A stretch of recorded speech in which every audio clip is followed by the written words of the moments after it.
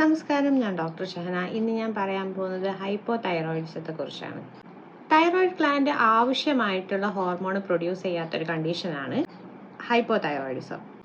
ഇത് കാരണം ശരീരത്തിലെ മെറ്റബോളിസം സ്ലോ ഡൗൺ ചെയ്യും.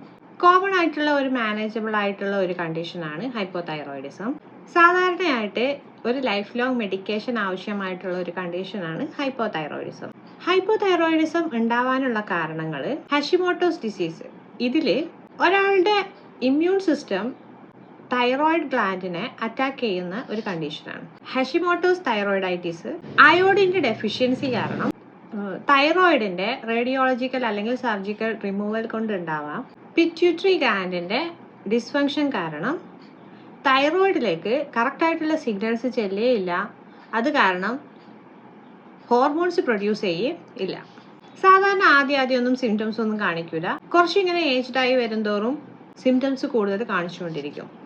വെയിറ്റ് ഭയങ്കരമായിട്ട് പെട്ടെന്ന് കൂടുന്നത് ഹൈപ്പോതൈറോയിഡിസത്തിന്റെ ഒരു പ്രത്യേകതയാണ്. ജോലി ചെയ്താൽ പെട്ടെന്ന് ക്ഷീണം വരിക, തണുപ്പ് ടോളറേറ്റ് ചെയ്യാൻ കഴിയാതിരിക്കുക, സ്കിന്ന് ഡ്രൈ ആവുക, മുടി തിന്നാവുക, പെട്ടെന്ന് പൊട്ടുക, ഹെയർ ലോസ് ഉണ്ടാവുക, മസിൽ പെയിൻ വെറുതെ ഉണ്ടാവുക, കോൺസ്റ്റിപ്പേഷന്, അതുപോലെ തന്നെ സൗണ്ടിനൊരു ഹോസ്നെസ് വരിക, പരപരപ്പ് വരിക, അതുപോലെ തന്നെ മുഖത്തിന് ഭയങ്കരമായിട്ട് നീര് വന്നതുപോലെ പഫ്നെസ് വരിക, brain fog, depression, anxiety, poor concentration, ഇതൊക്കെ ഹൈപ്പോതൈറോയിഡിസത്തിന്റെ സിംറ്റംസ് ആണ്.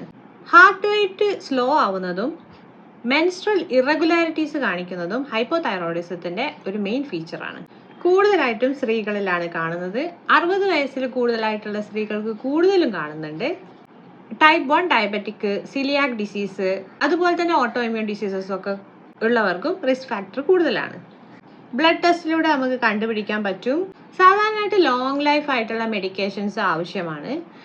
ആ മെഡിക്കേഷൻസ് എങ്ങനെ എടുക്കുന്ന സമയത്ത് ഈ സിംറ്റംസ് ഒക്കെ കുറഞ്ഞു കിട്ടും ആളുകൾക്ക്. അവർക്ക് അവരുടേതായ ഫങ്ഷനിങ് ചെയ്തുകൊണ്ട് സ്ഥിരമായിട്ടുള്ള കാര്യങ്ങൾ ചെയ്തുകൊണ്ട് നടക്കാൻ പറ്റും. ഹൈപ്പോതൈറോയിഡിസത്തിനെ നമ്മൾ ട്രീറ്റ് ചെയ്തിട്ടില്ലെങ്കിൽ വരാവുന്ന കോംപ്ലിക്കേഷൻസ് ആണ് ഒന്ന് goitre, high cholesterol issues, heart failure, severe depression ഉണ്ടാവുക, പെരിഫറൽ ന്യൂറോപ്പതി, കയ്യിലും കാലിലും ഞരമ്പുകൾക്ക് ഡാമേജ് സംഭവിക്കുക, തന്നെ ബോഡി ഫങ്ഷൻസ് സ്ലോ ഡൗൺ ചെയ്യുന്ന ഒരു കണ്ടീഷനും ഹൈപ്പോതൈറോയിഡിസത്തിൽ കാണിക്കാറുണ്ട്. കറക്റ്റായിട്ടുള്ള ട്രീറ്റ്മെൻറ്റ് എടുക്കുക, ഡോക്ടറെ കൺസൾട്ട് ചെയ്യുക, കറക്റ്റായിട്ടുള്ള മെഡിസിൻസ് എടുക്കുക.